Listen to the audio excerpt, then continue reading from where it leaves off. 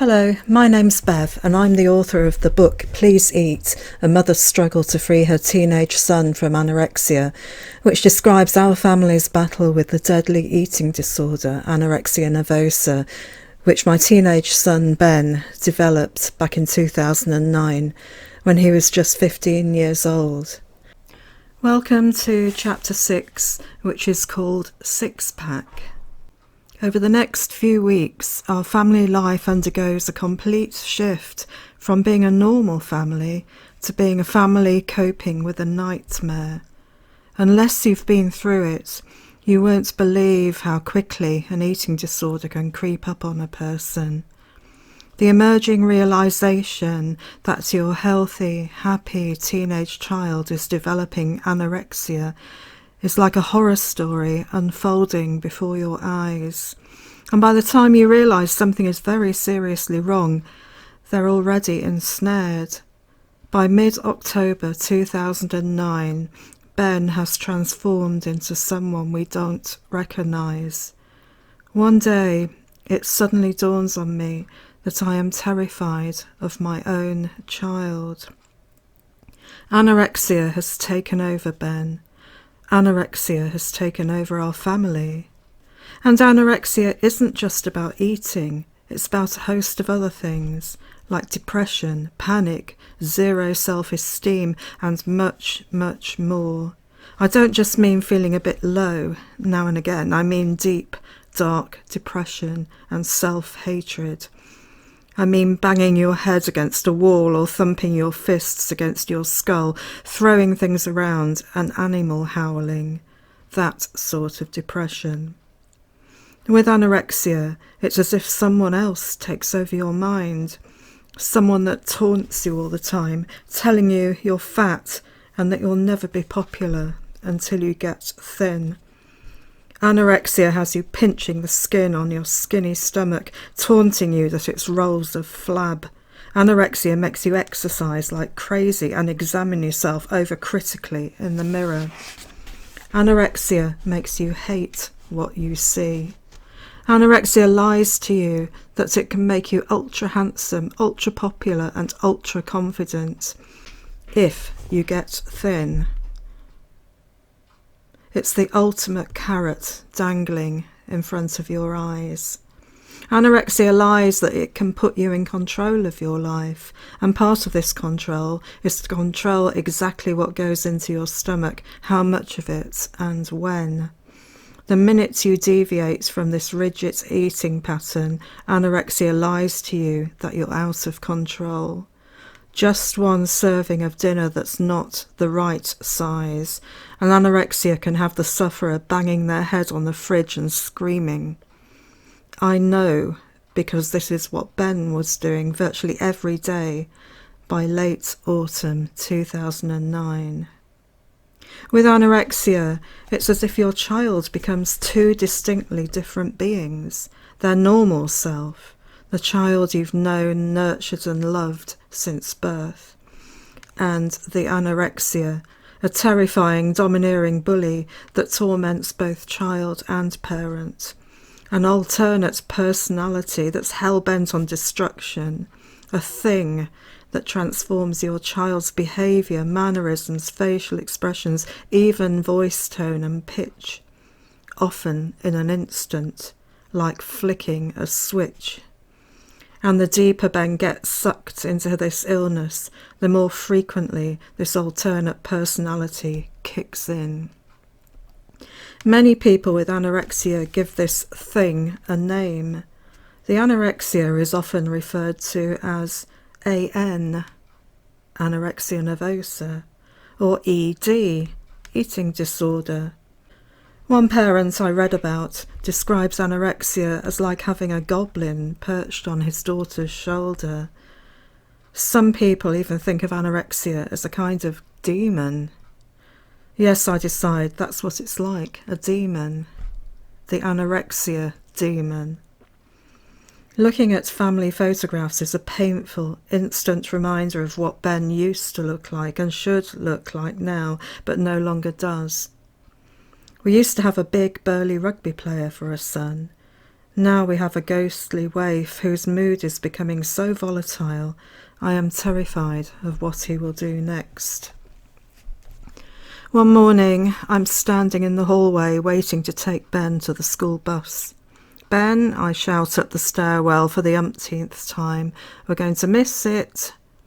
My muscles tense the moment I've said those words.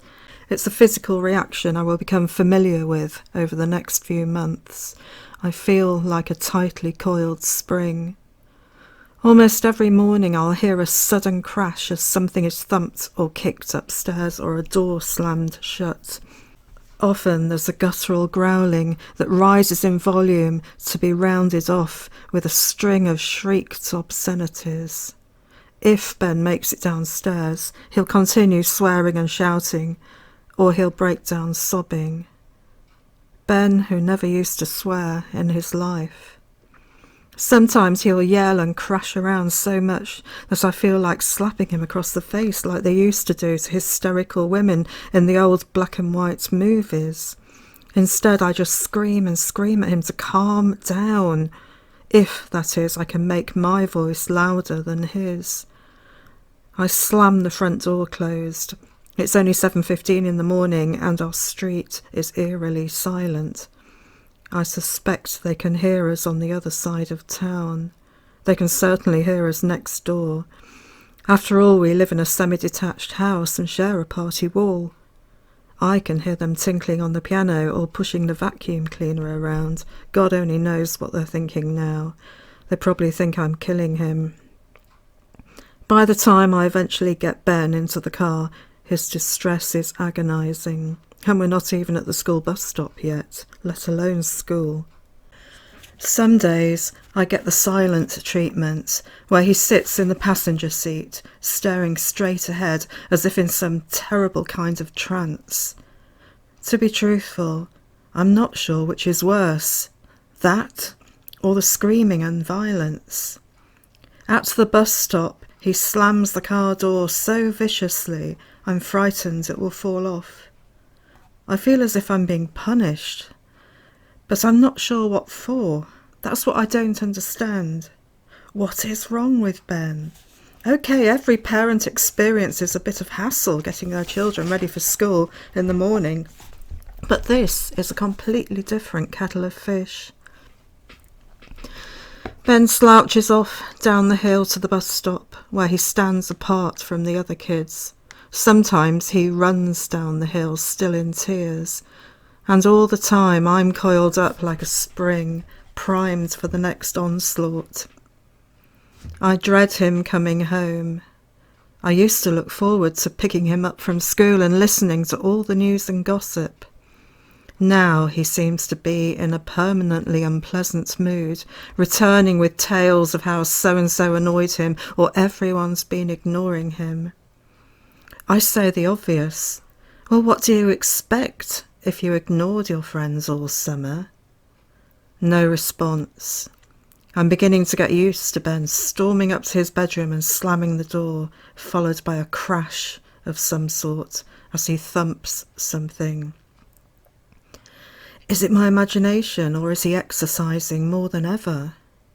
Broken nose or no broken nose, he still seems to be able to fill up the week with some kind of physical activity. I'm just not hungry, he says, pushing the food to the side of his plate at the evening meal. I had a massive lunch. I have no idea that he's only eaten a few lettuce leaves and an apple. I also have no idea that he's so ravenous he could eat a horse. But he's forcing himself to have just enough to quell the hunger pangs and then stop. When the pangs start again, as they do very soon, what I will come to recognise as the anorexia voice, the inner critic on steroids inside his head, tells him not to be so greedy. Aren't you starving after all that running? I ask one evening, in the careful way I'm beginning to master these days. Ben has joined the cross-country club, which runs after school a couple of times a week, and which is embraced with an almost religious fervour. I have no idea where the new, thinner Ben finds the energy. I feel uneasy about him doing it. Why are the coaches allowing it? Can't they see he's too thin? Mum, I had a big lunch, he says. And for once, it's true. If I'd been a fly on the wall in the school canteen, I would have seen him tucking into a proper hot meal for a change, or devouring a large slice of millionaire's shortbread for dessert.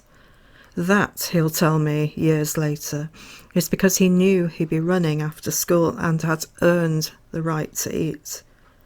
And meanwhile, something inside his head is goading him to run faster and further.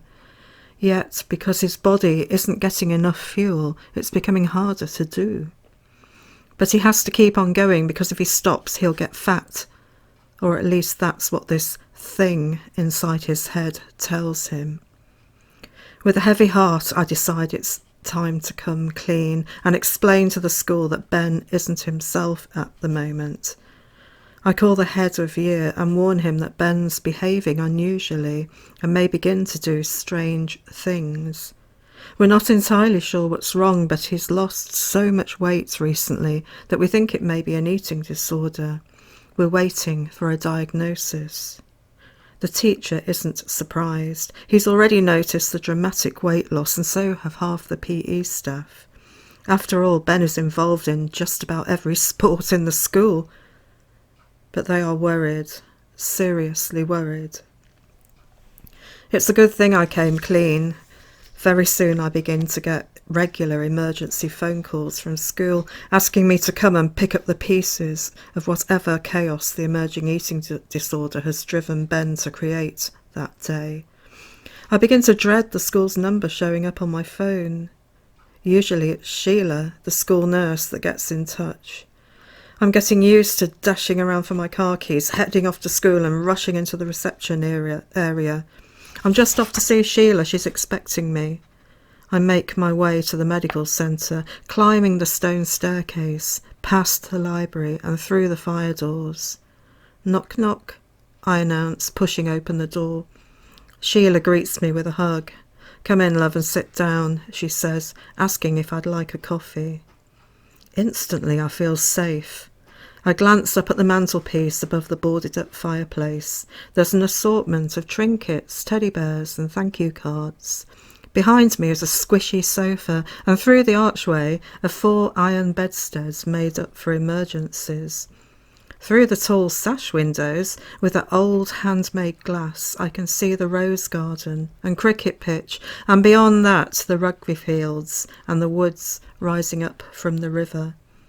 The glass makes the trees look wiggly, and for a moment I'm distracted.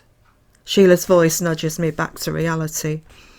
Ben is missing some of his lessons, she says. The thing is, if the register says he's in school, we need to know where he is. Usually Ben can be found hiding in the boys' toilets, and Sheila will calm him down in the medical centre. These days it takes an awful lot to calm Ben down. Once Sheila spent an entire afternoon walking with him round the grounds, just talking and trying to get through to him. The sports coaches are concerned that he's lost a lot of weight, she says. I tell her I already know this, I've had a chat with the head of year.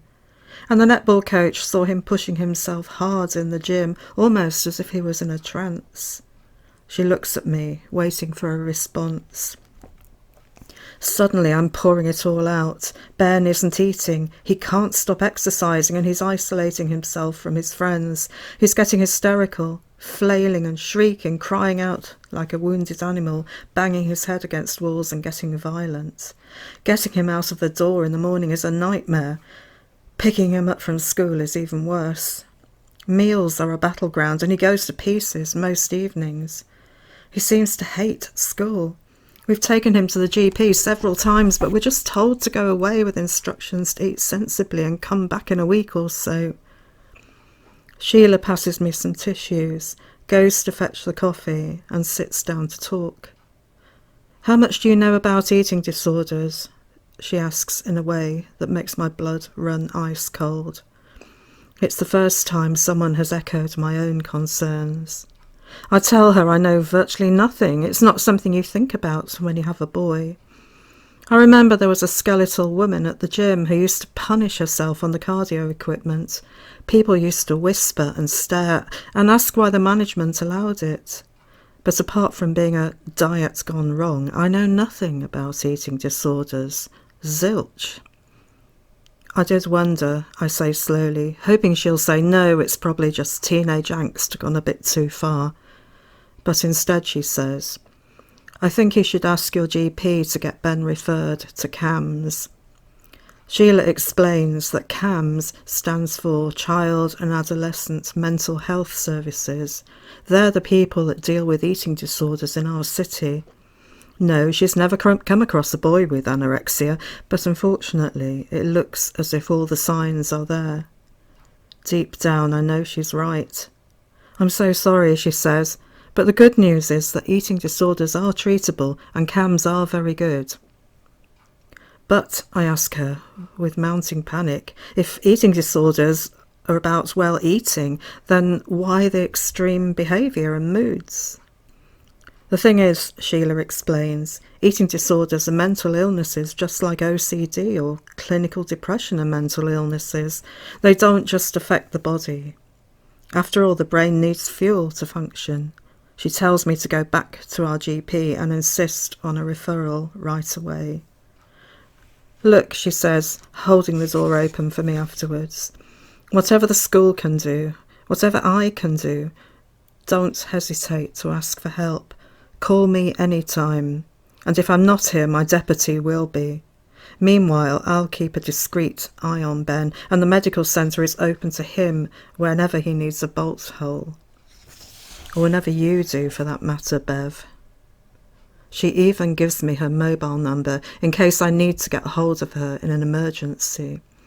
It's the first of many occasions when I will feel eternally grateful to her. Later that afternoon, when Paul gets home, I'm telling him about my visit to Sheila.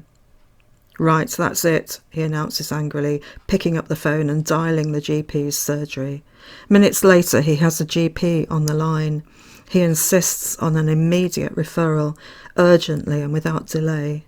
It's clear that Paul means business, and he gets his way. Good old Paul. We spend the rest of the evening trying to come to terms with the fact that our only child probably has anorexia. Ben has a mental illness. That's difficult to grasp. But, as Paul says, by catching it early, we should be able to get it sorted out fairly quickly. Ben's not like the woman at the gym by any stretch of the imagination. Well, not yet at any rate, we think to ourselves silently. We wait for CAMS to get in touch. Ben is still coming home from school with tales of how so-and-so annoyed him, or of how he's being ignored by everyone as if he's invisible. It's becoming our prime topic of conversation as Ben gets increasingly agitated and upset. One evening, following a particularly distressing meltdown, I attempt to give him a reassuring cuddle, even though my whole being wants to slap him and yell, "Stop this, for God's sake, stop this." Ben stands there rigid, unemotional, blank and numb, staring ahead into space like a zombie. "Please, Ben," I plead, tears streaming down my face, "just tell me what's wrong. Please tell me what's wrong so we can do something about it." "Can't you see?" he screams suddenly, making me jump out of my skin. "Whatever I say, whatever I do, I just get ignored. No one talks to me." At the heart of the problem lies one boy. This boy is the cleverest boy in the year, and now it seems the most popular, especially with the girls. The image I'm getting from what Ben says is of this boy surrounded by an adoring public wherever he goes. This boy revels in adoration, and his admirers hang onto his every word. Meanwhile, Ben fades into the background. Everyone ignores him.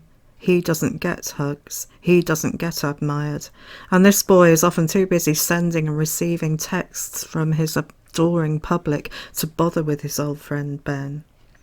Worse, this boy has a six-pack, which attracts gasps of admiration from everyone.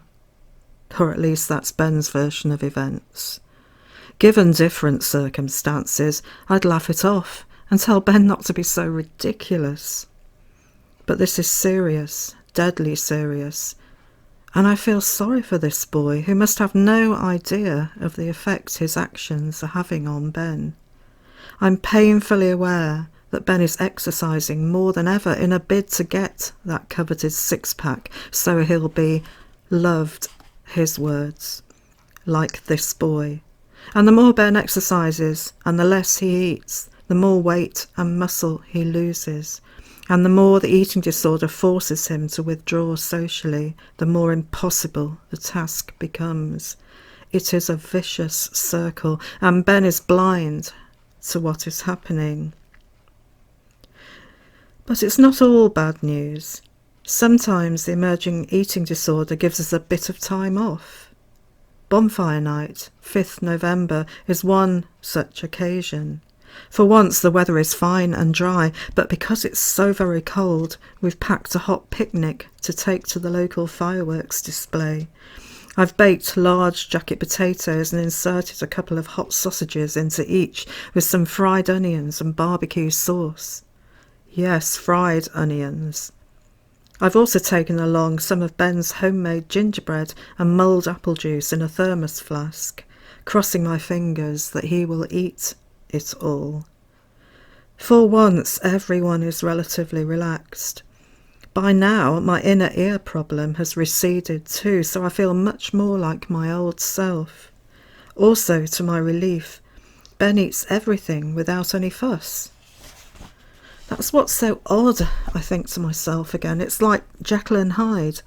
One moment he's relatively okay, and the next he's a monster. After the fireworks, the three of us make our way home along the dark suburban streets, kicking the fallen leaves as we go, just like any other family. But I can't totally relax.